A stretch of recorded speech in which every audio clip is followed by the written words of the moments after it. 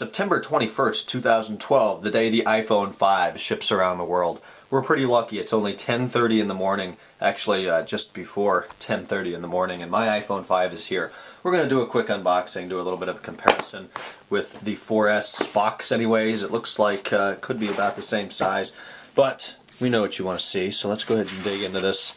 Got some scissors here, packing list on the back. We'll try to disclose that, or not show that. Looks very much like traditional Apple packaging. There you go. You can see that I did go white, and I actually made the decision to go 64 gigabytes on this unit. My 32 is full to the brim, and not everything is on there that I would like. So 64 was a necessary upgrade for me. Box design. Somebody asked me to talk about this, so I will. It's a little bit different on the front. They're showing that it's thinner and taller with the enhanced box here.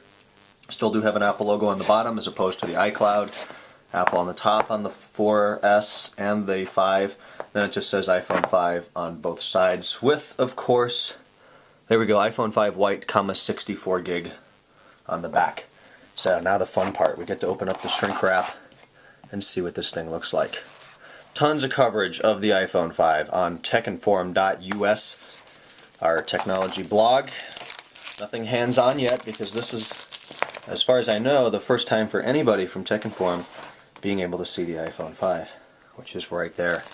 Wow, that is strange looking. It is so tall and thin. Oh my gosh. That is nice. It looks really odd. Let me get the 4S out here. And we can see that the bezel around the side just looks different. You can definitely tell it's thinner sitting there, and easily taller. That's a really nice screen. Way thin.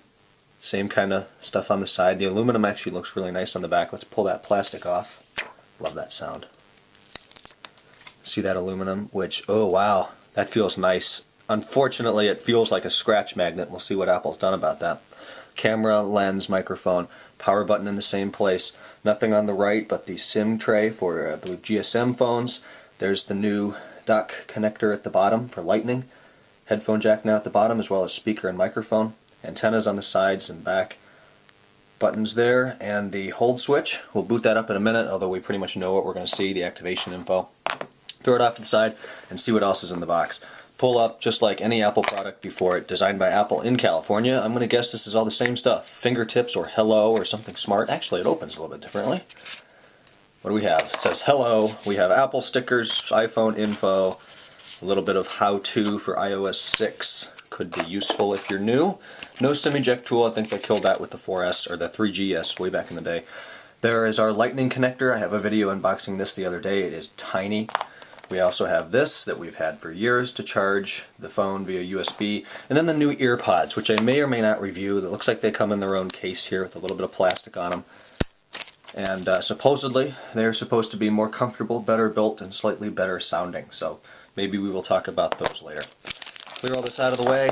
Back to the 5. I'm noticing that that would be, I guess, the proximity sensor is now that little thing there instead of the bar above the speaker on the 4S. So we'll press and hold that power button. This thing feels way thin. That feels really good, really light too. I definitely feel the weight difference. The 4S now feels a little fatter and heavier in comparison. The home button actually looks smaller. It may not be.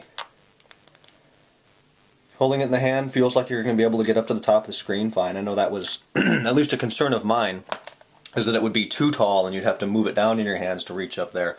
But holding it how I usually do, using my pinky on the bottom, does feel okay. So we'll let that boot up real quick. It'll probably bring me to the activation window for AT&T or iOS 6. Yeah, slide to set up. I'm actually not going to be able to activate this because I have to go to the store and change the number around.